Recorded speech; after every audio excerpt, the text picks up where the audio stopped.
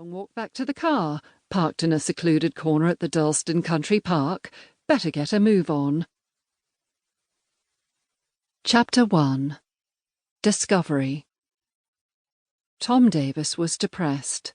This was one of the worst tasks in the world, and one he never thought he'd have to perform. Yardley Cottage was just an empty shell now that Eddie was no longer there, filling its rooms with her lively personality. It was a mere container, echoing nothing back to him, answering none of his questions, responding to his thoughts like the lifeless pile of bricks and plaster which, he finally admitted to himself, was exactly what it was. He held the mug of tea in both hands, as if it were too precious to handle carelessly. He supposed that was true, in a way. He'd given Eddie this very mug as a birthday present a mere 5 months earlier, knowing that she'd appreciate its intricate floral design, traced out in orange, yellow, and deep red. Had he sensed, even then, a shadow cast across her normally cheerful persona? There had been something, he was sure of it. Something had touched her. Something had blunted her keen interest in him, that sibling care she'd bestowed on him ever since they'd grown up together in a small town not dissimilar to Dorchester. She'd always been the big sister, and had stepped easily into an almost parental role after the car crash that had taken their parents away. And now, who was there to take on that role? No one. He felt as if he were on his own for the first time in his life. He ached for her presence.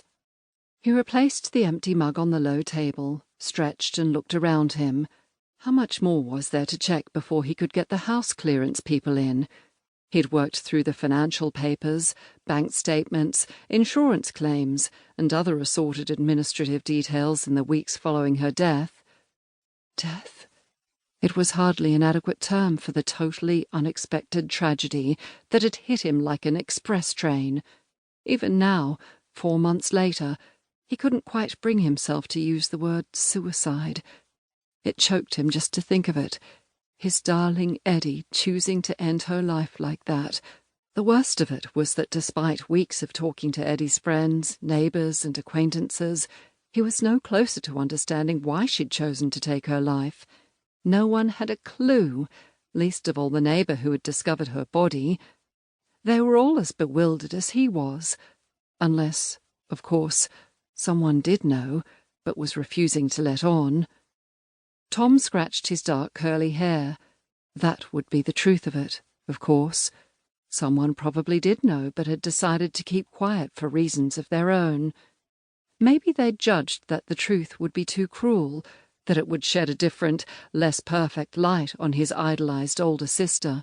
Maybe he'd been wrong about her for many years, blinded by the unswerving loyalty that he'd always felt towards her. He glanced out of the window. The sun was edging out from behind a cloud, its rays falling onto some late-flowering dahlias and making them glow. Time to get busy again. There was just the little upstairs desk to check, the one occupying the far corner of Eddie's bedroom. He'd had a quick look immediately after her death, checking for any important documents, but they'd all been filed in the bureau in this sitting room. He sighed, rose, and forced his limbs to move. He really didn't want to do this. But who else was there? He certainly didn't want strangers rifling through her personal papers, documents and diaries. It had to be him, and it had to be now. This was to be his last day in Dorchester, where Eddie had seemed so happy. He needed to travel back to London tomorrow.